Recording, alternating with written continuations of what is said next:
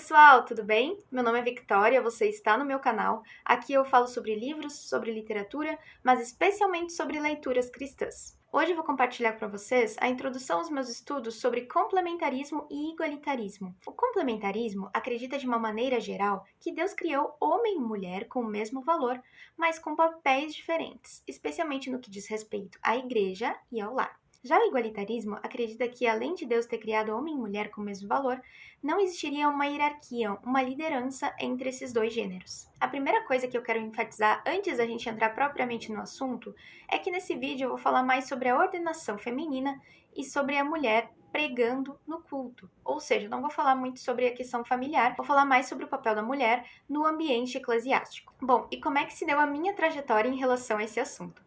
Honestamente, eu cresci num ambiente que nunca me levou a pensar sobre isso. Eu cresci achando que pastora nada mais era que a esposa do pastor, especialmente porque eu conhecia pastoras, esposas de pastores, que eram muito ativas na igreja, então eram pastoras que aconselhavam, que pregavam, que ensinavam a palavra.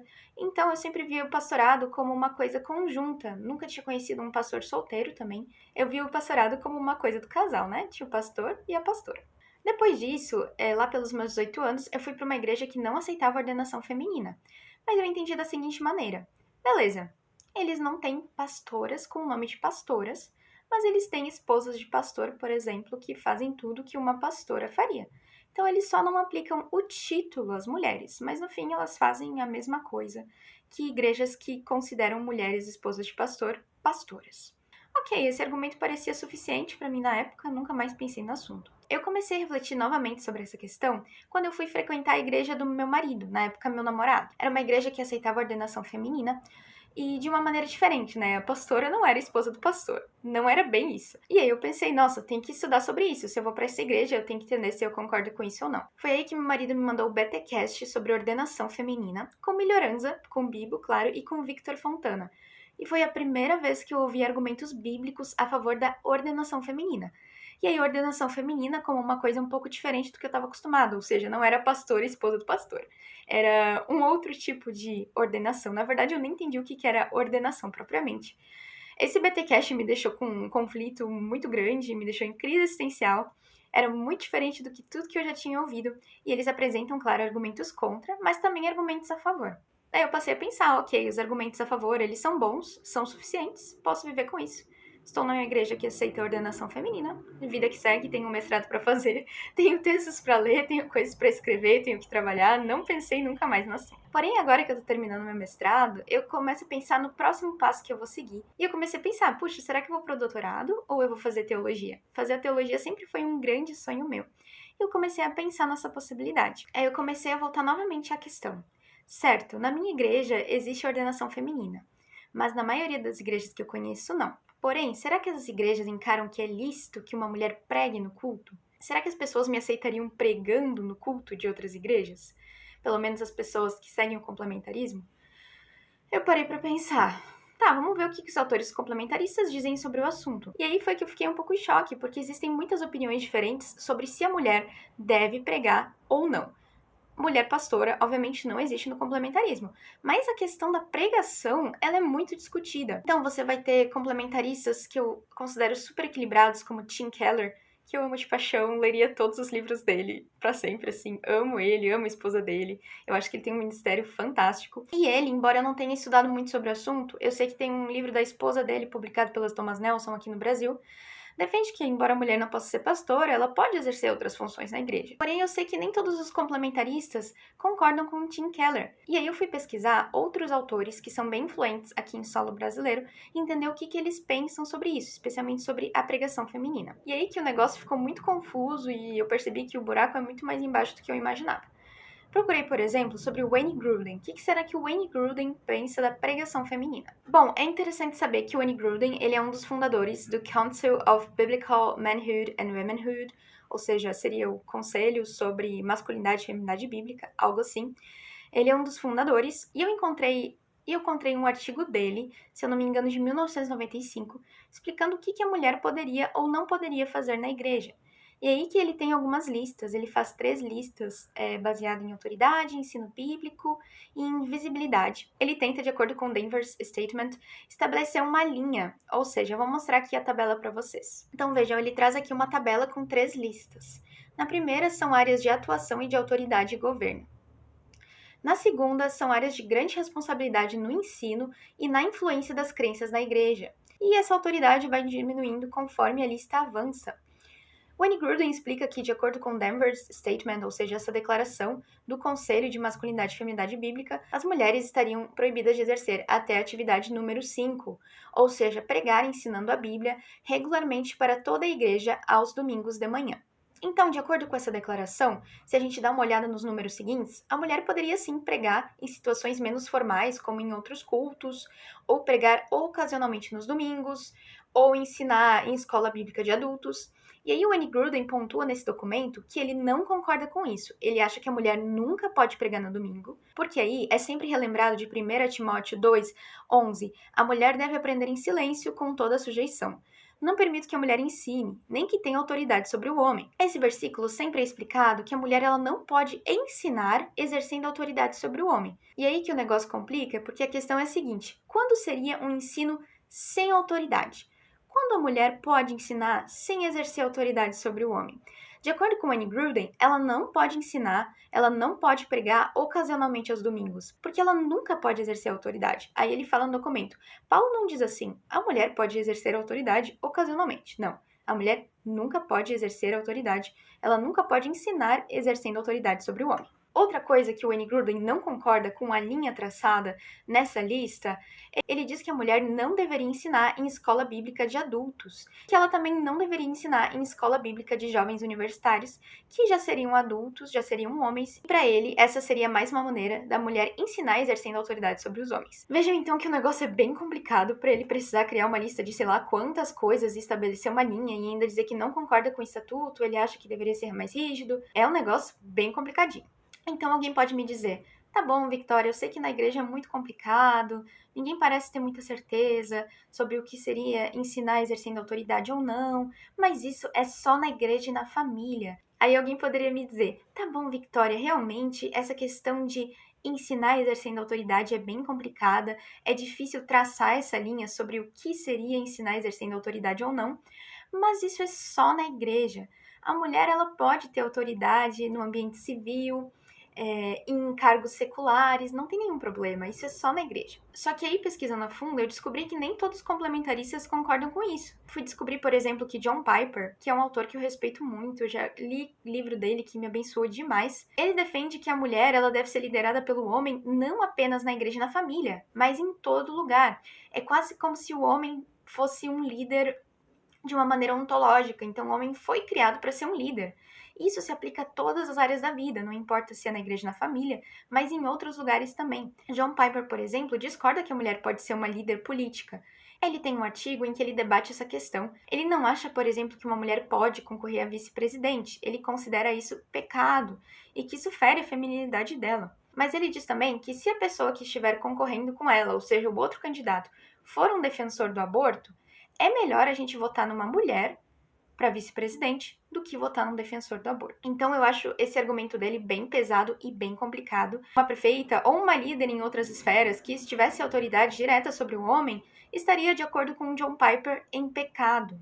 E é claro, existem outros complementaristas que eu diria que eles ficam no meio termo. Douglas Wilson seria um deles. Eu vejo que Douglas Wilson, esse autor, ele tem sido bastante influente aqui em solo brasileiro, também no que se diz respeito à masculinidade e feminilidade bíblica. Ele tem obras complicadas, como a questão da escravidão, mas eu não vou entrar aqui nesse assunto, embora seja bem complicado mesmo. E aí eu fui pelo menos pesquisar sobre o que o Douglas Wilson acha de lideranças femininas na esfera pública. Já achei de cara um vídeo dele falando que sim, é legítimo uma mulher ocupar um cargo de liderança no ambiente secular, na esfera civil, que não tem nenhum problema.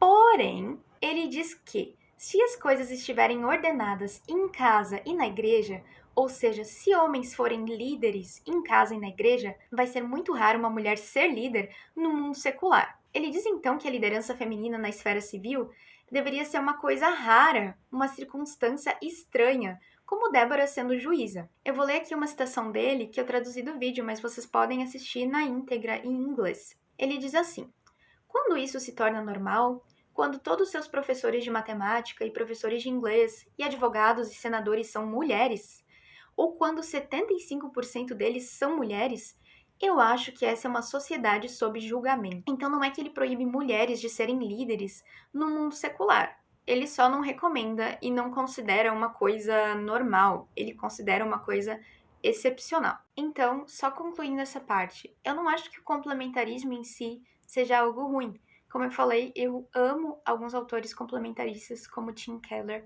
Eu acho ele super equilibrado, super respeitoso. Então não é o complementarismo em si que me preocupa. O que me preocupa são essas outras opiniões exageradas que acham que a mulher não pode ter liderança nenhuma na política, por exemplo, ou que ela pode ter, mas não é para ser uma coisa normal, é para ser uma coisa bem excepcional. Me preocupo como essas visões esquisitas de feminilidade e masculinidade bíblica têm influenciado a igreja. Beleza, mas eu pensei, preciso conhecer então as opiniões sobre o outro lado, preciso conhecer as opiniões dos igualitaristas, que eu nunca tinha parado para estudar a fundo. De fato, eu já li muito mais coisas de complementaristas do que de igualitaristas. Na verdade, eu nunca tinha lido nenhuma de algum igualitarista. Foi aí que eu fui procurar livros sobre o igualitarismo e eu não achei nenhum livro em português. Tive que partir então para livros em inglês. Foi aí que eu achei um livro chamado Discovering Biblical Equality: Complementarity Without Hierarchy, dos editores Ronald Pearce e Rebecca Gruffudd. Como é que eu poderia traduzir esse título? Seria algo assim: Descobrindo a Igualdade Bíblica, Complementaridade sem Hierarquia. Eu também poderia traduzir equality por equidade, mas aqui nesse vídeo eu vou falar sobre igualdade, que eu achei um termo melhor de acordo com o que eles propõem nesse livro. Gente, esse é um livro multiautoral, então ele tem vários autores, e eu fui pesquisar quem eram poucos desses autores. Eu não conheço muitos, mas eu conheço dois deles. Um deles é um dos editores, que é o Gordon Fee. Gordon Fee, para quem não lembra, ele é um dos autores daquele livro Entendes o que Lês, publicado pela Vida Nova. Ou seja, o cara entende alguma coisa de hermenêutica e exegese. Isso já me fez pensar assim, nossa, confio. E outro autor que escreve um dos capítulos do livro é o Craig Keener, que para quem não conhece, ele é uma das referências em pneumatologia, e ele também tem o comentário histórico-cultural da Bíblia do Novo Testamento, publicado pela Vida Nova, que é um livro respeitadíssimo. Puxa, esses caras entendem de Bíblia, entendem de exegese, entendem de hermenêutica. São autores respeitados, publicados aqui no Brasil por uma editora muito respeitada, que é a editora Vida Nova. Eu confio. E eu pensei, cara, esses caras são igualitaristas? É sério mesmo? Eu fiquei bem chocada. Bom, e o que esse livro propõe falar sobre igualitarismo? De acordo com palavras do próprio livro, em tradução livre, Descobrindo a Igualdade Bíblica é o primeiro volume com vários autores a articular de forma abrangente, sistemática e consistente uma posição igualitária com base nos princípios do ensino bíblico. De acordo com o livro, para isso eles usam um método histórico-gramatical, eles declaram a Bíblia como autoridade e verdade completa, e é por isso que no título eles colocam Descobrindo a Igualdade Bíblica. O fundamento, a autoridade final deles sempre é a Bíblia. Outra parte da introdução do livro diz assim: este livro nasce da convicção de que tanto o mundo quanto a igreja precisam ouvir e levar a sério a mensagem da igualdade bíblica, porque é ao mesmo tempo verdadeira, lógica, bíblica e benéfica. A mensagem essencial da igualdade bíblica é simples e direta. O gênero, por si só, não privilegia nem restringe a capacidade de alguém ser usado para fazer avançar o reino ou glorificar a Deus em qualquer dimensão do ministério, missão, sociedade ou família. E aí é muito interessante, porque é claro que eles consideram que os gêneros são diferentes, mas que eles complementam um ao outro. Eles dizem que essa palavra complementar, ela é usada muito antes dos complementaristas, que os igualitaristas já antes invocavam essa palavra complementar, porque um dos argumentos para ter mulheres no ministério é que elas complementavam os homens no ministério, elas eram importantes no ministério. É por isso que esse livro se chama Descobrindo a Igualdade Bíblica, Complementaridade sem hierarquia, ou seja, homens e mulheres se complementam, mas não há uma hierarquia entre eles. E finalmente, qual a composição do livro? O livro está dividido em 5 partes. Na primeira, eles tomam alguns aspectos históricos. Como é que se deu a história da mulher da igreja desde ali do começo do cristianismo até os dias de hoje. E eu já li essa parte, eu fiquei chocada em saber que alguns dos precursores do fundamentalismo norte-americano defendiam a ordenação e a pregação feminina. Na segunda parte do livro, eles vão explorar textos bíblicos em si, especialmente aqueles textos mais falados, como Gênesis 1, 2 e 3, 1 Coríntios 11, 1 Coríntios 14, Gálatas 3, Efésios 5, 1 Timóteo 2, entre outros. Nessa parte, eles também falam de questões mais amplas, como mulheres líderes no Antigo Testamento e qual era o tratamento que Jesus dava às mulheres ali no Novo Testamento. Na terceira parte, os autores trazem perspectivas lógicas e teológicas a partir das interpretações desses textos. Por exemplo, o que seria autoridade no Novo Testamento? Ou qual a importância dos dons do Espírito no ministério? Na quarta parte do livro, somos introduzidos a algumas questões hermenêuticas e culturais. E existe outro capítulo que explica que ser igualitarista é ser contra o aborto. Ou seja, eles têm um capítulo nesse livro explicando por que os igualitaristas devem ser contra o aborto. E eu achei isso fenomenal. Finalmente, a quinta parte fala sobre aplicações práticas dessas questões no casamento, na igreja e na nossa vida de uma maneira geral. Então, a partir de agora, eu proponho trazer aqui no canal alguns estudos relacionados a esse livro Discovering Biblical Equality. Por quê? Primeiro, porque eu não achei materiais em português densos sobre o assunto.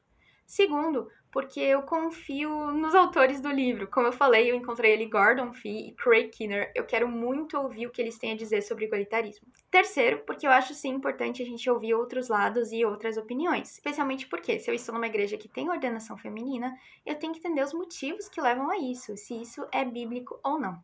Pode ser que eu mude de ideia ao longo do caminho, pode ser que não, pode ser que na leitura desse livro eu fique, nossa, o igualitarismo realmente tem amparo bíblico, isso é incrível. Agora, como eu falei antes, o que eu acho complicado não é o complementarismo em si, mas algumas vertentes mais radicais de alguns autores que limitam a participação da mulher na sociedade de uma maneira geral. E o que mais me preocupa é que esses autores estão sendo bem influentes em solo brasileiro, como eu falei, especialmente no que diz sobre a masculinidade e feminilidade bíblica. Eu sei que num tempo como esse a gente precisa de referenciais, a gente precisa de direções, a gente tem perguntas, a gente precisa de respostas. Mas será que limitar a mulher da sua participação na vida civil é uma coisa adequada? Especialmente no Brasil, onde essa participação já é extremamente limitada e complexa. Então fico aqui os assuntos para discussão. Se você gostou desse vídeo, deixe seu joinha, inscreva-se nesse canal, especialmente porque o material assim dá muito trabalho de trazer e de ir a fundo e pesquisar. Eu não gosto, como dizem, de bater em espantalhos, eu gosto de realmente entender o que o autor diz sobre aquele assunto, embora é claro que seja impossível pesquisar tudo que um autor diria sobre algo. Lembrando, se você não concorda com alguma coisa que eu falei, sinta-se livre para comentar, para opinar, mas faça isso de uma maneira respeitosa e educada, que é o que a gente espera de uma pessoa cristã. Então é isso, fiquem com Deus e até o próximo vídeo.